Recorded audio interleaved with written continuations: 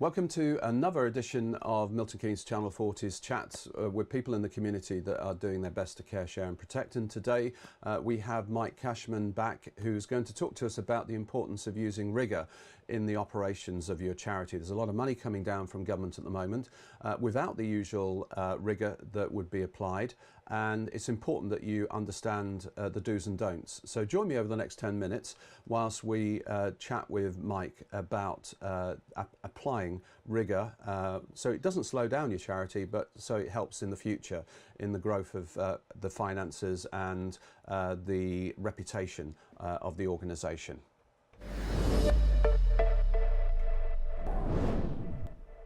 Welcome back, Mike. How are you? Hello, John. Yeah, very good. You? Very good, sir. Yeah. Tell us a little bit about your background, because I believe you've been involved both with charity work in the UK and internationally. What's your CV look like for people that don't know you? Okay, well, my careers were maths, IT, project and program management, and then international development before I sort of retired. I worked a lot with World Vision, also with voluntary service overseas. Took me to Ghana with World Vision. I've worked on the Ebola crisis in Sierra Leone, various other places like Syria, Kenya, Ethiopia, Nepal, for example, with Department for International Development and with other funders as well. So, Mike, what's the importance of rigour then, from your point of view, in those types of charity operations, both international and UK? What lessons have you learned? Well, I mean, some people will understand this very well, but I will share it in case it helps anyone.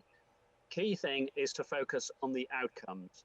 Now, in an emergency, such as the Ebola crisis in Sierra Leone, sometimes people think that kind of all the standards and the controls and whatever go out the door. That shouldn't be the case.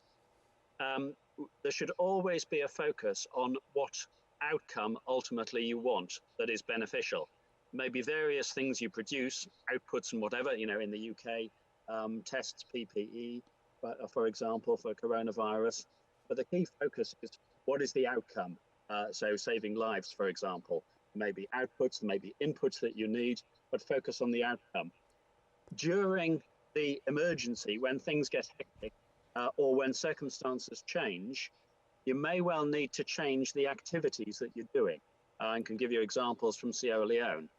But the outcome, hopefully, if you've understood it right, should be there from the start, and that should be your focus, what you're always driving towards. So what you're saying is, don't have, if you like, a plan which is fixed in stone. Look at the situation as it evolves, because a crisis may end sooner, or it may take longer, or there may be unknown factors that suddenly come in that you can address. So how does that operate? Because obviously you've agreed funding based on certain outcomes. How understanding are people like government agencies that provide the funding to dealing with all of those changes? My experience with Department for International Development, for example, with the EC, and it should be the case nationally in the UK as well, is that if you're clear about your outcomes, there's often a good degree of understanding of flexibility of the activities that you need to undertake. We had massive flexibility from Department for International Development on the £25 million of funding for the Ebola crisis in Sierra Leone, and we had to adapt significantly during that. They were okay with adapting what we were doing as long as we were still focused on the ultimate outcome and could show that, which was saving lives. Did you put a communication strategy with the people that were providing funding so that you, instead of them finding later on as a surprise that you'd changed and altered plans, that there was a level of transparency, that you were constantly updating them? Is that what you would advise?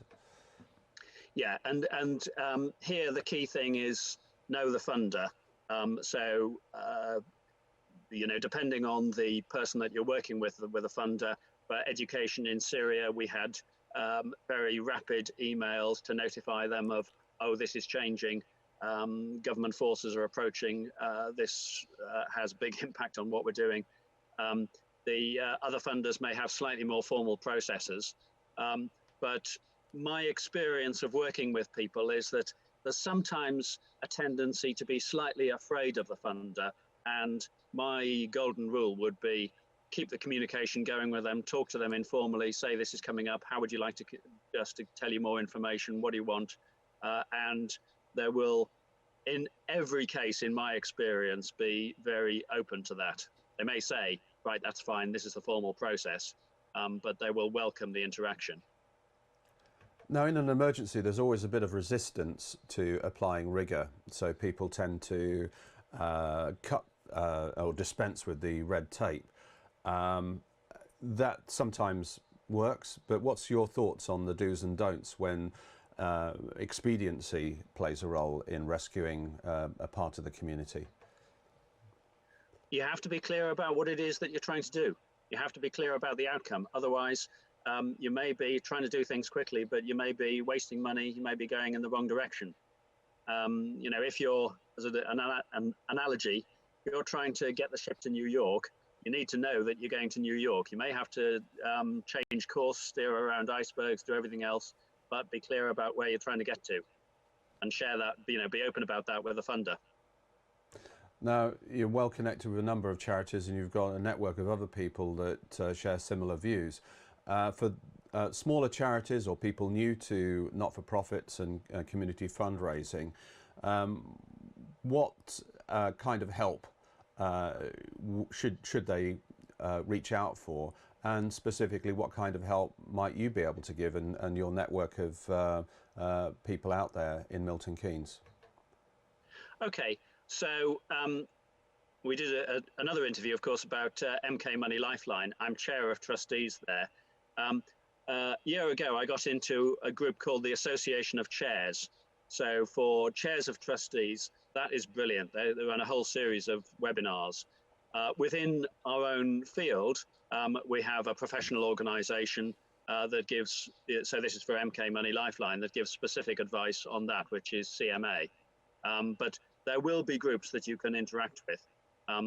So do find them. I do recommend the Association of Chairs. Okay, will you give us a blog on Milton Keynes beating coronavirus on some of those contacts? That would be very useful to us. Yeah, I could certainly do that. Brilliant, Mike. It's always a pleasure chatting with you. I believe we're going to do a couple more videos in this initial series. But thank you so much for that insight into the importance of rigour. Thanks, John. So if you want to contact us with any questions that you have, we can connect you with people like Mike. And also just remember that Milton Keynes Channel 40 has a fundraising initiative which will be running over summer, which allows businesses to partner with us. If you are doing something, whether you're a business or charity, that will help care, share and protect Milton Keynes, then do let us know, and we can do an interview like the one we have just done with Mike to let that go to air and get you the support and promotion that you need. And if you're a commercial organisation that needs to bounce back and you commission any work with the company behind Milton Keynes Channel 40, that's the videonewsfactory.com, then I will donate 20% of revenue back to your chosen charities. That's another way. Of course, we will only pick bona fide charities that have the proper rigour and charity numbers to make that donation. So we'll ask you to choose those very, very carefully with the kind of advice that Mike's just given. So from myself and Mike, bye for now.